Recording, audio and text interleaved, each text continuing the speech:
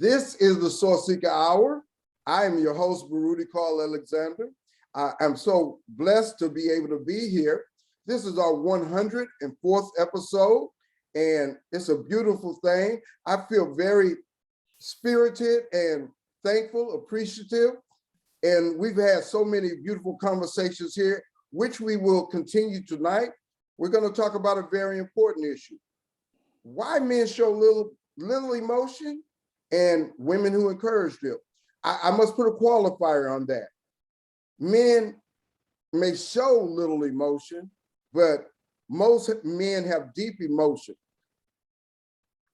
rivers of emotion, but they feel it's logical not to show it. Why is that? We're going to talk about that. We're going to talk about that with some professionals, with a couple of ladies who have seen a lot of different emotions and different perspectives that people show. So I would like to introduce them. Sister Tanya Nixon, would you introduce yourself? Yes, good evening. Thank you for letting us come into your homes tonight. I am a counselor. I work with youth who identify as LGBTQ+ and other communities. And I am happy to be here tonight. Thank you. Thank you very much for joining us. Sister Jennifer, would you introduce yourself, please? Hi, everyone. I'm Jennifer Cain. I am a licensed professional counselor and a licensed chemical dependency counselor certified in anxiety. I own a private practice, Adorn Counseling, where we specialize in supporting the young adults and adult communities with getting through life and finding the best ways that works for them through taking care of their mental wellness. Thank you. I want to talk about the title, and I want to talk about, is it true? Why men show little emotion. From my perspective, what I have seen, men learn how to do that. I was reading an article today that says boys come into elementary school and in kindergarten, maybe they holding hands, maybe they bringing a stuffed doll, but by the second grade, by the third grade, they start moving away from that because they don't want to be classified as a sissy and so forth, and that peer pressure gets to them. And then that just continues, and it's a certain image that they feel that they must maintain to be a man or to be viewed as a man. Sister Tanya, is that true? And what do you see in that nurturing process of a boy going from, or a boy going from a boy to a man? So, first of all, we'd like to say that all men do not hold back their emotion, but it does happen a lot. And based on the research that you just spoke about, it has to do with how we are raised in our homes. Girls and boys are raised differently. We tell the girls if they fall, oh, it's okay, get up. Are you okay? Tell me about it. And we tell the boys, oh, get up, stop that, stop being weak, don't act like a little girl, and things like that. And it also depends on who is in the home and what model the youth are growing up. But of course, when they get in school, they are with other boys who are raised in so many different ways, and it becomes a peer pressure issue. And they do tend to just kind of quiet down to fit into the group, in my opinion. I do work in schools. You mentioned about it depends upon the upbringing in the home. So the possibility, if it's a single mother, she may not can represent some of the things that the boy needs to be able to survive in society, even though she could be well-meaning. Do you agree with that? Let's not blame it all on single moms. You also have to think about when you have homes where there are sisters versus brothers. You have to think about who is the leadership in the home. You can have a husband, a father in the home, but who is still not putting those values in place for that young man. And, you know, you have single moms who have brothers, their uncles, you know, come in and take over. So you don't want to lay the blame all in one place because, you know, every home is different. Every family is different. I just want to add in this. I remember my dad told me a story. There's this football player. He was 6'6", 240 in high school. And my dad had a little issue with him. My dad was a school teacher. And he had a little issue with him. So he called the mom. The mom was a little lady, probably about 5'2". But when the boy realized the mom was coming up there, he started trembling. And he would put his head down and he would not raise his voice at all. So it certainly does not just depend upon the dynamics of who is in the household. It depends upon what you are interjecting to your child. Sister Jennifer, what do you think about that title, that example that we just shared? You're on mute, Sister Jennifer.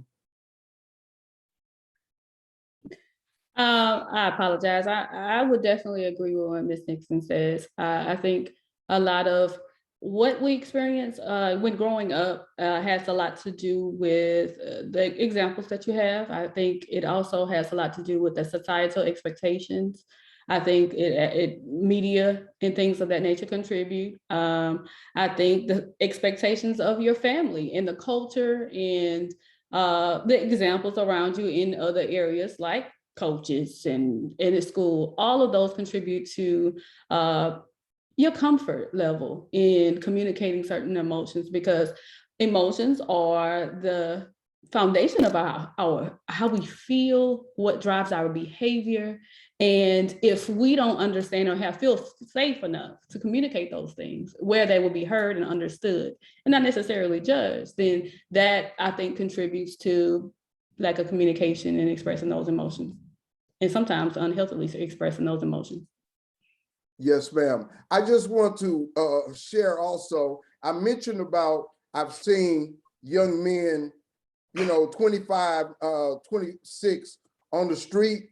And I often wonder, why is that? What's going on and so forth? One thing that is very powerful is the media, and intentionally so. We all know about, there were certain programs in the past to make sure that they taught Black kids, Black viewers, different things. And that is across the board. The media is very important.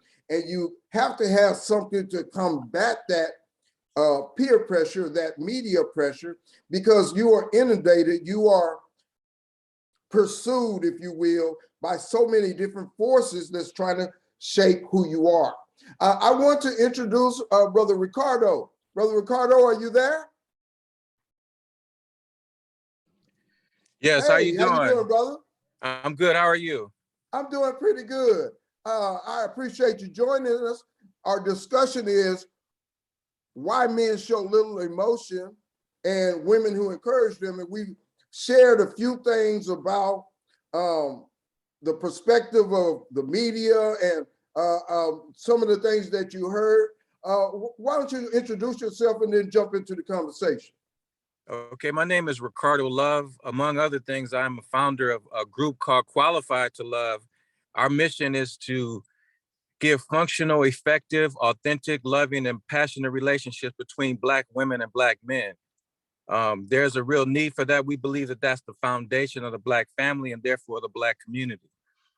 On this subject, I would say for Black men and for men in general, but really for Black men, the hand down of slavery, how the overseer treated our women and our men, and how they brought that tradition, as you want to say, to home. Many of us were beat like runaway slaves as children, as far as discipline. our mothers did the best that they could. A child was to be heard, to sing, not heard. You couldn't express your emotions, particularly if you were a boy. And this is where the men shut down. You like, big boys don't cry. Shut you up. I'll give you something to cry for. You were constantly told to shut down your emotions, shut it up, sit there, do what I say. The moms often didn't want to hear what you had to say. What's your opinion? Well, you're a child. You don't have no opinion. I'll tell you what you think and when to think it. So therefore you grow up and this is where you are. You had no means to exercise those feelings and rights. You learn how to stuff, how to get over, how to have peace. And so therefore many of us today are learning in our adulthood how to heal those childhood wounds and past relationship wounds, but because the women are raised under these same conditions, and they treat the men like a child, and therefore we have two people who have bad communication skills and childhood wounding, trying to communicate, doing codependency in their relationship, communication. Understood. Like I was sharing before, you factor in, yes, we have those generational wounds, slavery, Jim Crow, all of those particular things.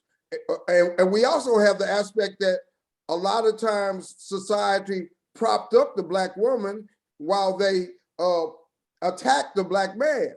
So they caused enmity in between both of us and made it very hard for us to get along. And then the media tries to show what the ideal aspect of a man is, and they present all of these particular images. And so the boy, in his mind, he's trying to wrestle and navigate with all of this because he wants to be a somebody.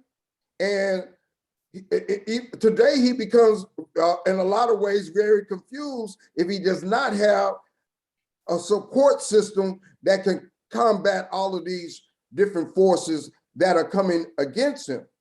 But the second part of the title says, there are some women that encourage those aspects. And I was reading some research today that was saying, because we live in a competitive society and we're all about trying to have power, even in our relationships, especially when we're young in our growth. We are seeking power in our relationships. We want somebody that'll follow along and kind of do what we want them to do and help us get the things that we want. And so we are at odds with one another. And as you were saying earlier, we do not really know how to navigate that in a very loving and caring way. Sister Tanya, what you say about that? What I just said, you agree with that? So there are some points that you made that are valid, and if we grow up in trauma and we never learn how to push past that, of course, we can't come together with another person and automatically understand how to communicate and make something healthy out of something that wasn't born in that. But when you talk about media, you have what our youth are able to see today is very different from when I was growing up and those who are younger than me. I will be 50 this year, and Cosby was the best thing we had. And now, sad to say, we won't go there. But we only had one or two models. And then most of our families, moms and dads were working. If there were two parents, parents had more than one job. And so time had to be split between so many things. And it's not necessarily that, we didn't take the time to nurture the way we should have. Sometimes we just our families had so many things to, their attention was so divided. But you do have those expectations of men that also kind of give them a reason to take a step back and kind of keep their feelings to themselves, because our expectation is that they are the leader, they are the provider, they have to be strong for the family. And sometimes they don't give themselves the opportunity to take those moments And then because there's so much going on, and like you said, we don't understand where we are and how we feel, we can't come together appropriately. I spoke with a few gentlemen, brothers, frat brothers, and asked this question, and I got so many ideas that were very similar. Fear of being weak, fear of being vulnerable, knowing that they are the leader of the family and they don't have that luxury. One gentleman said that men, Black men are the least nurtured creature in our human society. And while the Aryan in me wants to say, wait a minute, but I have to step back and say, no, you're right. You know, just like you mentioned, women do get an opportunity to be vulnerable and step back and provide nurturing and receive that from other women and families. And men are just supposed to be a man about it. And so there's some validity in all of that. I see that Ms. Cain is nodding like, yeah, I know exactly what you're talking about, especially in your field. You work with those who are pulling themselves back together. And I know you hear that a lot, some of these stories, but I'm gonna turn it over to you. But I had one I just really wanted to share because I thought it was very interesting. So sometimes men, you know, they've been hurt, and so they kind of just hold their emotions back because they don't know where to go with them, fear of being hurt again.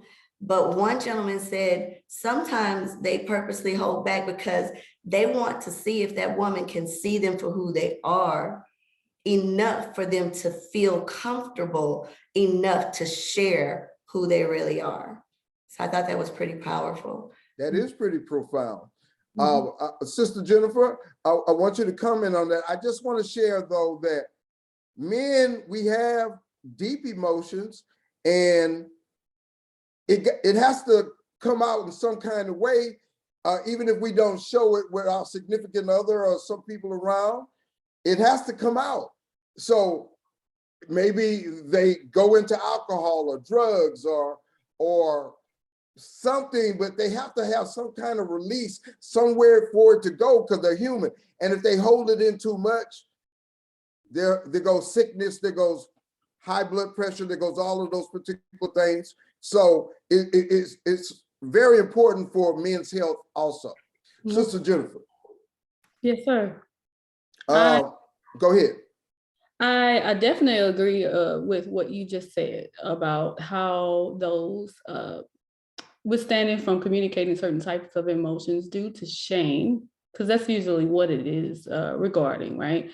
Shame, we all have that muddy water that we have to go through, kind of like the swamp of life. Like we walk through it, but sometimes, a lot of times we don't walk through it because it looks nasty. And so we just kind of surf around the area trying to avoid the discomfort of walking through that pain of shame. But we all experience and feel that. And I think that's what prevents a lot of humans, not even just male and female, just humans, from communicating and being vulnerable in certain situations. In the majority of them, even in relationships, in close relationships with someone you're married to, that's what we do.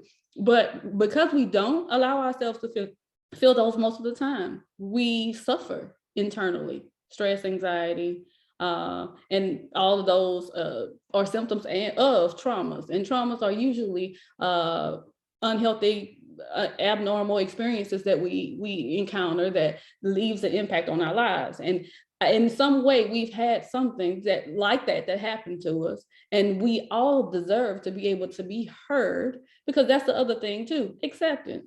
All of us want to and deserve to be accepted and understood, heard, acknowledged, and a lot of that shame comes from the fact that we feel unsafe with communicating those, whatever it is that we feel, or feeling like that someone else won't relate or understand.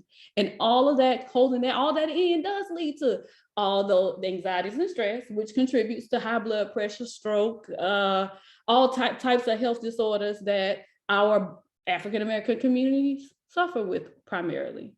And so I think that it's just going to be important for us to learn how to find where it is safe to be heard and acknowledged, and to be able to share those sometimes shameful moments, and whatever that looks like for us. So however we can indicate what and who is safe enough to do, we have to be willing to step in a little bit in that swamp water to get to the other side of beauty. Yes, ma'am. The other side of that title that we talked about is, and the women who encouraged them. I was reading today where the article was saying that some women are very crafty and they will manipulate that man, his quote unquote insecurities, and it makes them shut down because they are in fear that they will be found out their weaknesses and their different things. So they're going to communicate less. They're going to be less emotional because they don't want to have that opening, because in today's society, a lot of women have a lot of game, if you will. And that makes the man very cautious and so forth. And Brother Ricardo Love, what you say about that particular aspect? Sorry. It's not a safe space to share. Sister Jennifer, hold on, Ricardo. I'm sorry. I just wanted to ask what you meant by get a little bit more context. I'm sorry to yes, ma'am. About game, because I'm and I do not want to attribute that just to the woman. Okay. Everybody, I don't want. Let me make sure. Thank you for stepping in, because I men that got game. There's a lot of men that got game. But okay, but what do you do? I'm not asking. I'm not concerned about the word. I want to know what you mean by that, because we all have our own perceptions and interpretations. So you have lies. You have okay.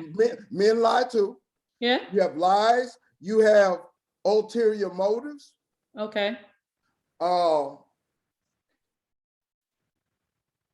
of those entail a lot right there. But the man, he's concerned about a woman presenting an image, but she just wants something other than a true relationship. And there are men that do the same thing. Okay. So that's what I'm talking about, gay. All right, Mr. Love, I'm sorry. I just wanted to make sure I got to understand. Okay. So when he's saying the women that encourage it, basically they're rewarded for not expressing their true feelings, and they're punished for it when they do. For two whole people in a relationship, you have to feel that there's a safe space to share your emotions, and they won't be used as a weapon. It won't be weaponized later. A lot of women, they have this photographic memory, and men, they got this tongue that will cut you to pieces. And if they're not a nurturing person, they will use everything you say can and will be used against you. And once if a man shares and then it's used against him, he's going to shut down. He doesn't feel like it's a safe space. Then we have to talk about if it's truly a man or it's a boy stuck in predator mode. When you're a boy stuck in predator mode, this is what a lot of women come across. They get wounded. And then so they learn how to play games. Like, oh, you want to not give me true, authentic love? I'm going to get what I can get out of this. I'm going to hurt you before you hurt me, or I'm going to make this beneficial to me.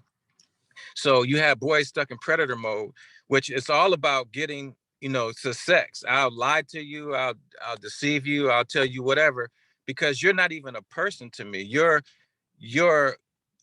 something I desire and I'm going to get by any means necessary. It isn't until a man becomes into the maturity state where he realizes this is another human being. I don't want to do to them anything I don't want done to myself. He learns how to express himself and so on and so forth. And many of us are stuck in these different maturity levels. Even for the man who has decided, hey, I'm tired of playing games. I really want a woman or whatever. He doesn't want his emotions, to go back to your original thing, he doesn't want his emotions used against him. He doesn't want his words used against him. It doesn't want to your first point, he doesn't want to appear weak. And some women have been programmed to like, well, I don't want no, man who's crying more than me or whatever, or seem more emotional than me. It's an image of a macho played out, antiquated idea of what a man is. Like we don't have a divine feminine energy as well. and nurturing, and we can express ourselves. We have feelings as well. This society comes against us hard. And if we can't go home to our queen and let her know what we feeling, where can we do that? With our boys, they're gonna front to a certain extent as well, because they want to be hard to each other.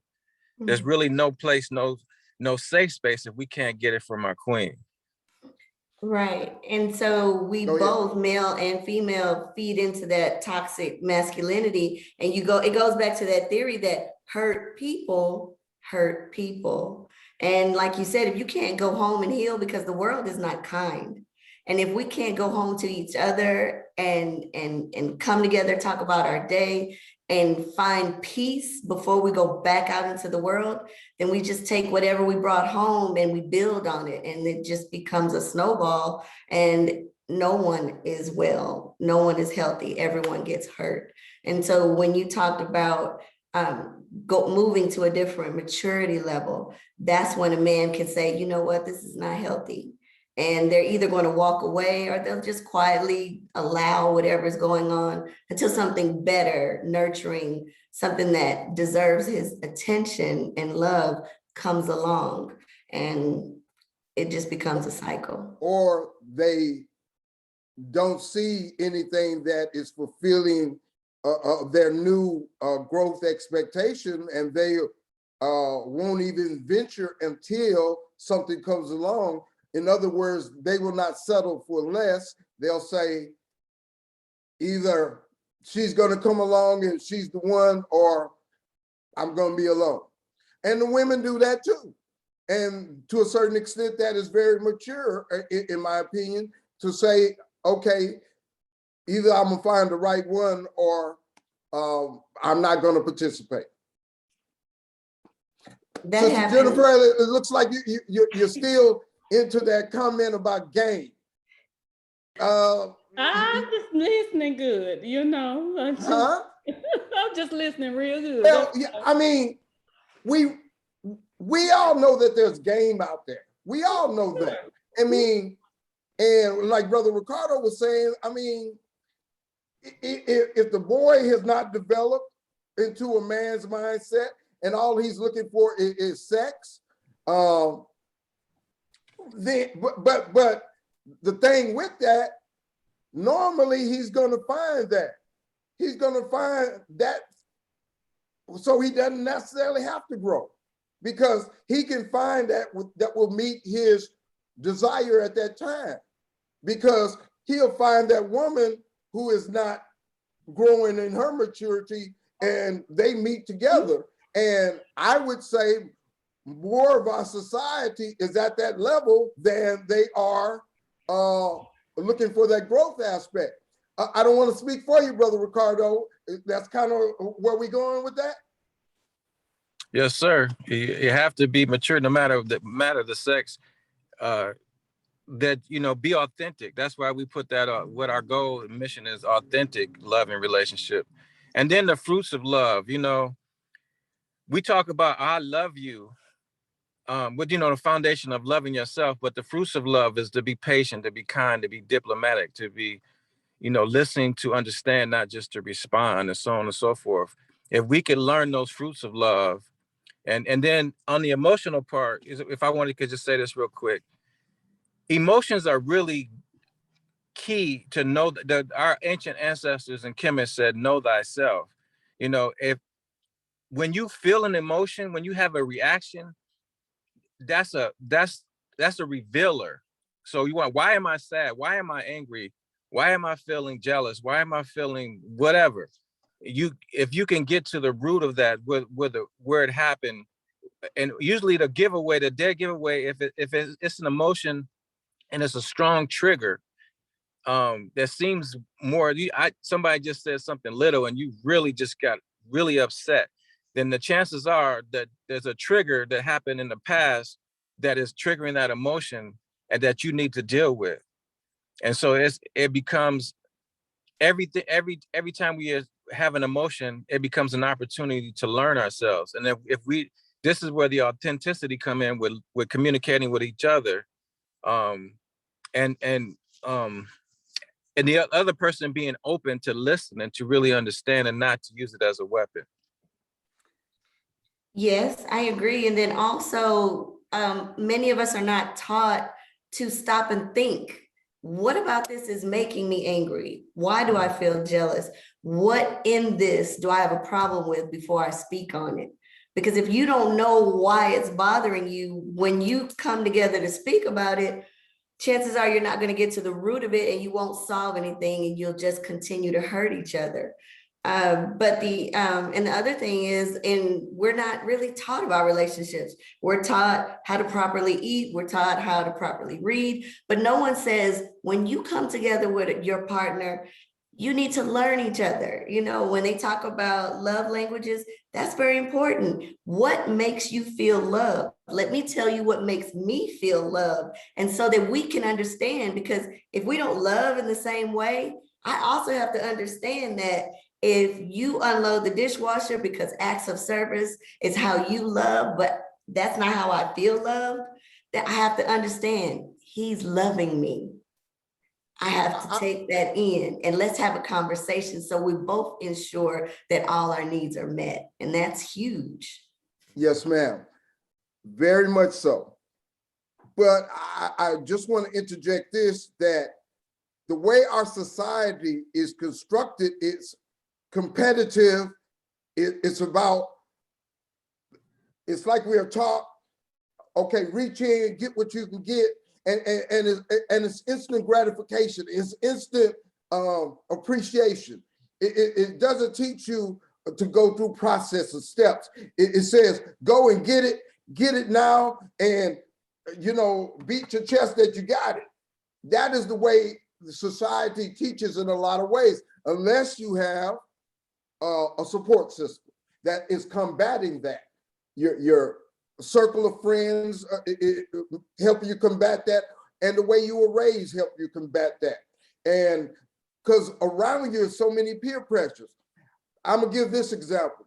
I was riding with two brothers from my job. I'm of course not gonna mention any names, but the one brother was talking about who all he wanted to have sex with, why. And that was the only thing on his mind, nothing about the value of who the person is or what they stand for. And, it kind of just took me aback. And I said, this is not a conversation I want to be involved in, because there's so much more aspect to life. I mean, sex lasts what, 5 minutes? I mean, I'm just being honest, it might be 5 minutes, that's a good thing. And if I can go 2 days, that'd be even better, so forth, so on. But, writing a book, sharing a trip to Paris, those things have a lasting impact much longer than that I can't say that always. That 5 minutes might last quite a while also, with the right person, but if it's not the right person, it's out one ear and out the other, and you're thinking about what your next thing that you're going to be involved in. But so that's where we... Say again? Personally, for me, what I hear is values is what you were discussing. Yes. And your values don't align with that gentleman that you were talking to, right? They don't align. And because they don't align, that means that maybe you don't need to spend much of your time there because y'all don't believe in the same thing. Certain things aren't important. And that's the great thing about your character, but he is not in that space. And I think that's what Mr. Love was talking about. People that have certain maturity levels and values that align with yours. Can I say this? And there are so many people that are in that space. And if you have to be around them for a particular reason, they will find a way to come and to try to put you down because you don't share their space. But you're the elder male. You're the elder male. You gotta be the light in the darkness.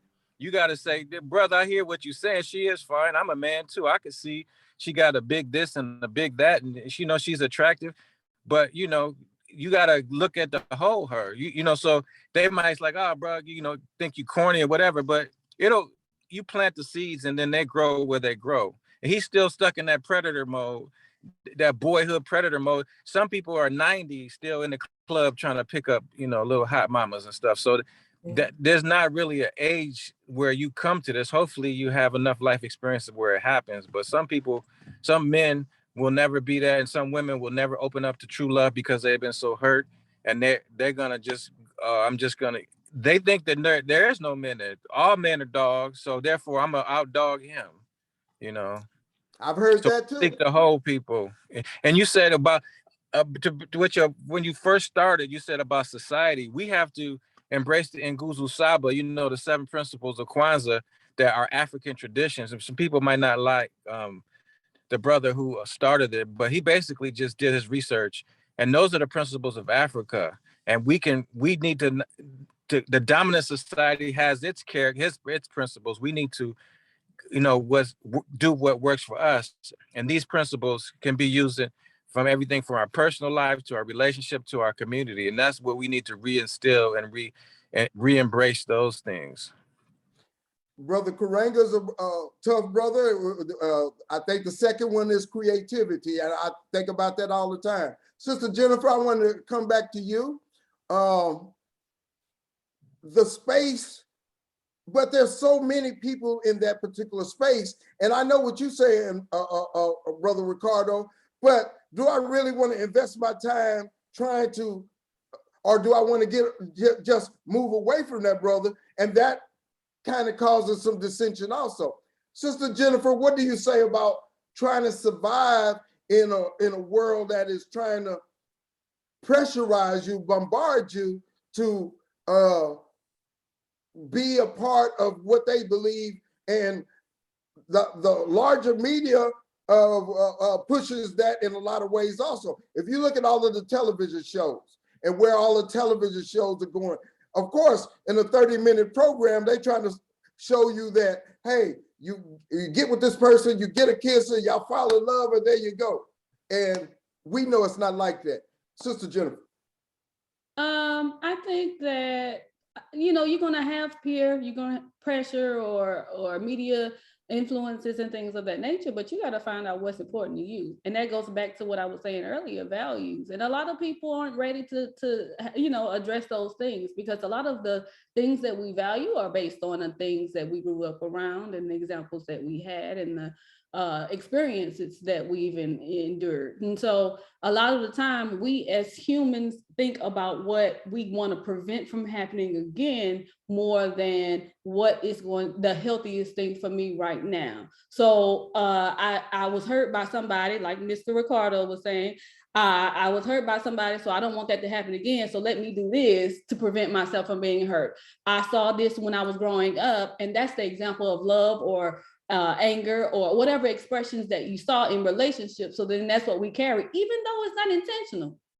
A lot of the times, I know for me personally, I saw a lot of the stuff that was not healthy. And in that, I make sure I try to make every intentional effort to not do it. That don't mean I don't, because it's embedded in me. It's a part of me. But I have to be willing enough and open enough to recognize that that is what I'm trying to avoid, not being that same unhealthy example to my children. So it actually has to do with, one, recognizing first, what are your values? What is important to you? What brings your life meaning? Because the goal in this life is to live a rich and meaningful one. And I don't mean financially, I mean something that brings your life abundance and joy. And if you don't know what that is, and that's usually the problem with the people that, like that person that was in that call with you, they don't know what that is and how to find that. And so because you don't know how to find that, then you go to immediate gratification, right? Like you said, in being intimate, having sex with whoever, just because I feel good in that moment. And I feel like I accomplished something in that moment because I got her, right?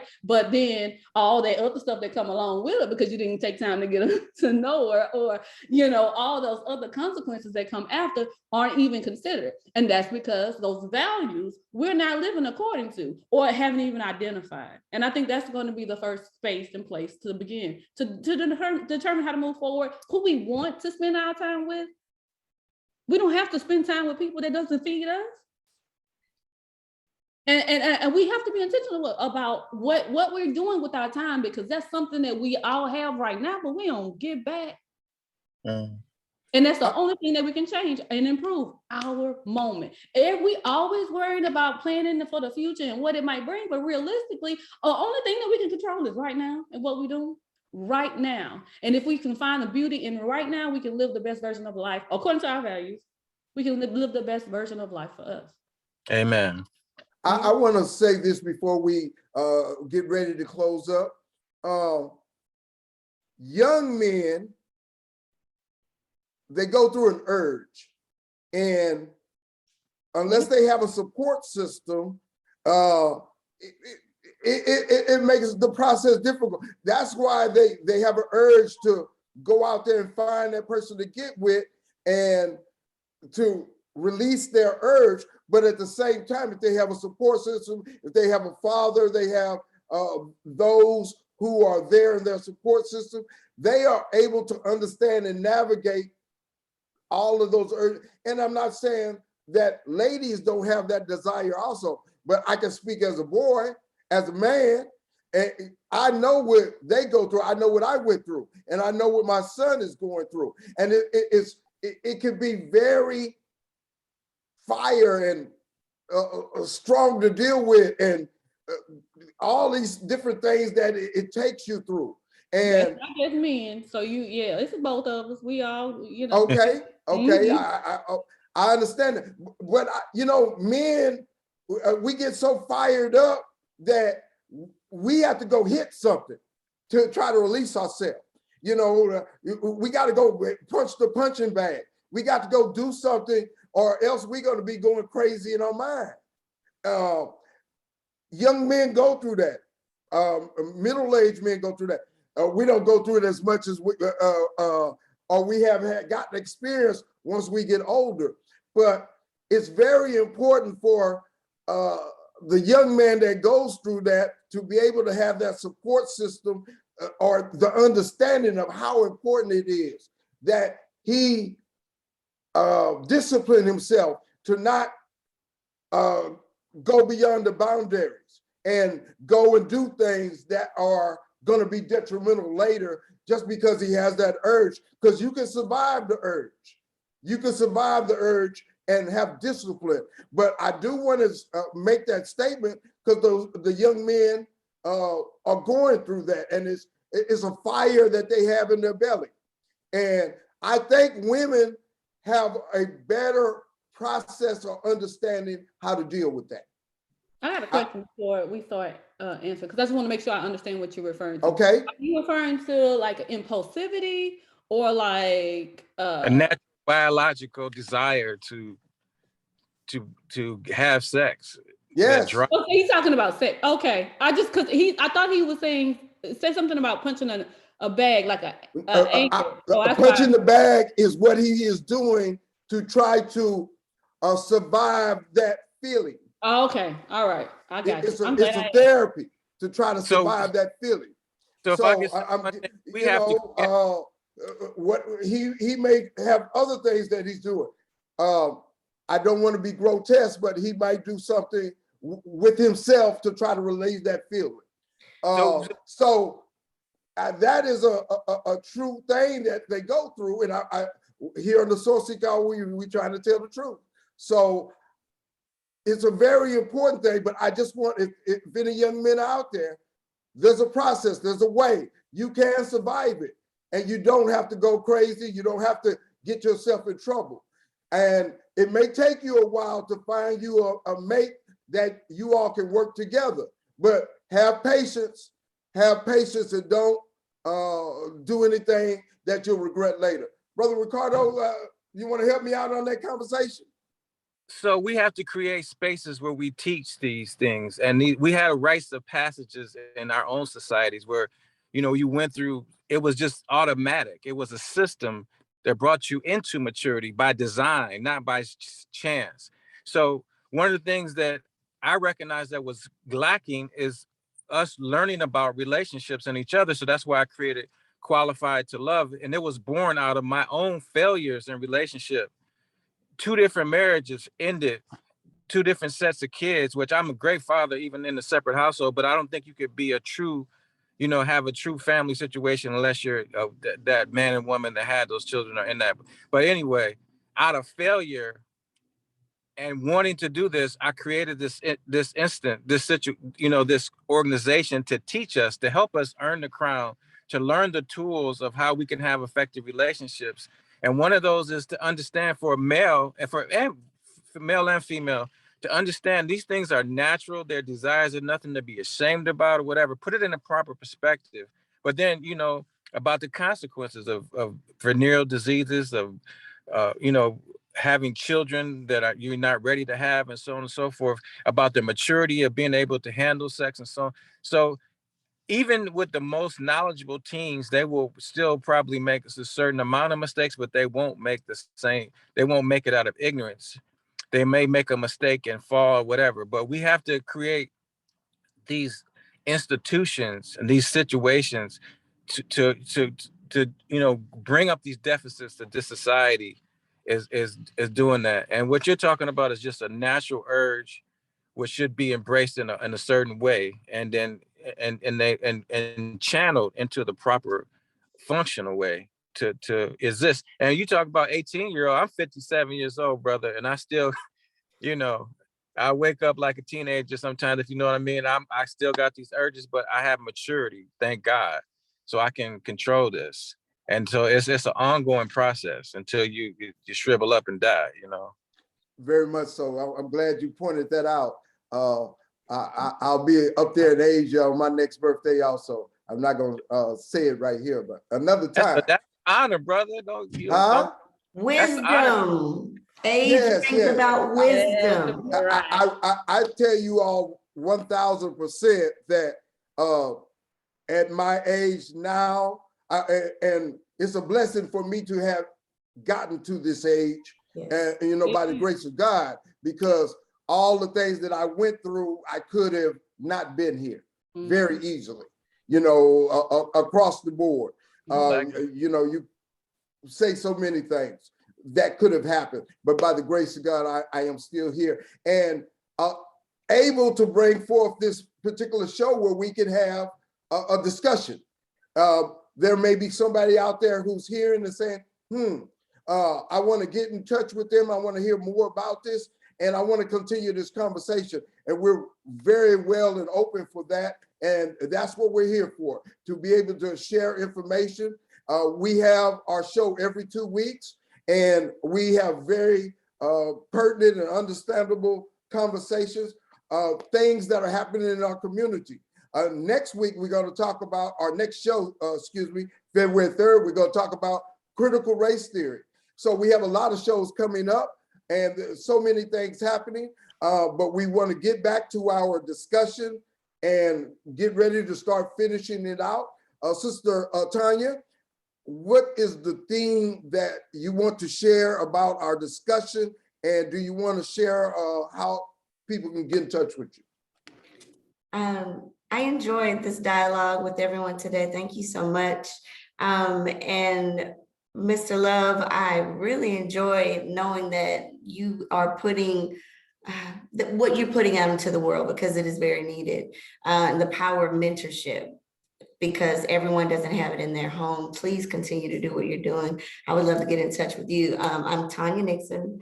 I work in schools right now, and I will add my contact information, but just to tell you right now wouldn't do me much justice. You don't have to if you don't want to.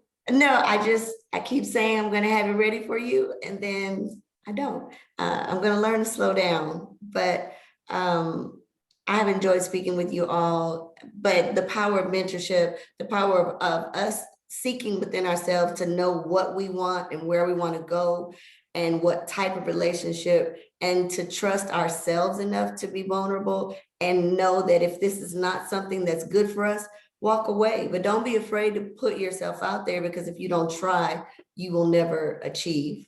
So, thank you. Yes, ma'am. I just want to say, as far as the title, sometimes it's very prudent to not show a whole lot of emotion, especially if it's not something that, you know, is really pertinent to you or something that is interesting to you. And the Bible has a scripture where it says, a fool will talk, but you don't know what somebody is on their mind if you don't talk. I paraphrase. So I keep that in mind also. Sister Jennifer, would you like to share your final theme how you feel about this conversation, and then of course share how people can reach you. Of course, I really, really enjoyed the conversation. The panel was so open and honest about their personal opinions about things, but also factual, experiences and things that we viewed in the world. And that was so rewarding to be a part of. And I'm grateful for that. I think that it's important for us, again, I'm going to go back to those values, but recognizing what Mr. Love said about emotions. Emotions are like the smoke alarm of our personal dwelling, our bodies, right? So if you hear a smoke alarm go off, you go, and does it always mean it's a fire?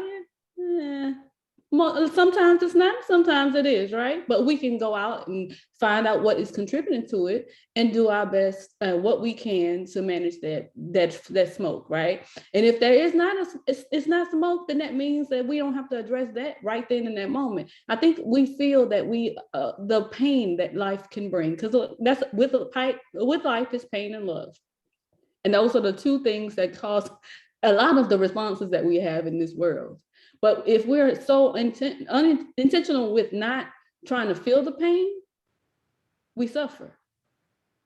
If we grow and allow ourselves to go through that pain, because we're anticipating it being uncomfortable, that's when we fear that pain, the discomfort that comes with it. And we accept that a part of life is pain, and that we will have to endure that, but we can continue to move forward if we accept that that's a part of life and do the best we can to manage that and live in the now. I think that is something that I want to make sure that we recognize. We all make mistakes. We're gonna make them, but the key is learning from them and then not repeating the same ones. And if we're not willing to be open enough, we won't learn from them. And if we're not willing to ask for help, we won't grow from them either. So we have to learn how to do those things, being willing to be vulnerable, just like Ms. Nixon said, with ourselves. And if we are vulnerable and aware of what we need and what we may not understand, then we can ask someone that can give us some good guidance on how to move forward. And then we'll be making choices that we're proud of, and then live according to our values, what's important to us. I can be reached. Go ahead, my fault. My website, adornedcounseling.com, and my office number, 832-721-5559. And all my contact information is there. I really enjoy this conversation because of the younger community. I think that is important for them to hear, that they're understood, that the people in the generations before understand, and we've been there, but we are not trying to do anything but help and support and guide you so that you don't make the same mistakes that we did. And I'm happy to be here to be a part of that. So thank you.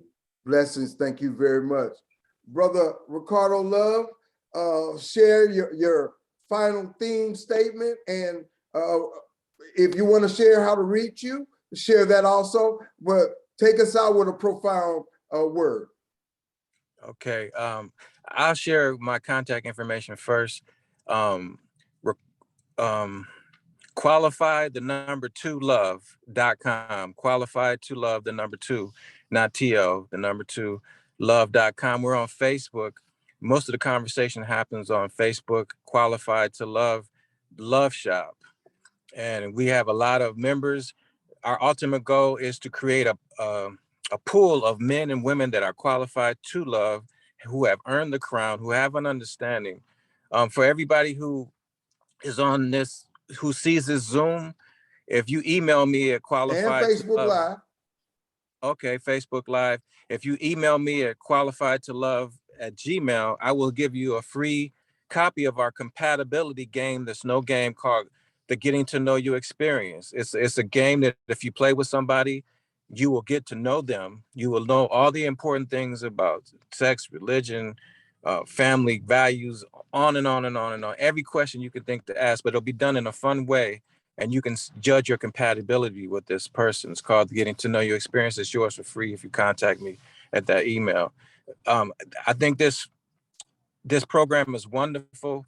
The only way we're going to gain insights is to have the dialogue and to to talk about it. And then we can talk, once we learn about the problems, we can talk about the solutions.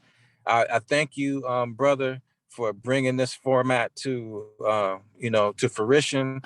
And any way that I could be helpful to spread it, I'll definitely consider me part of your team. All right, brother, I certainly will. I'll be in touch.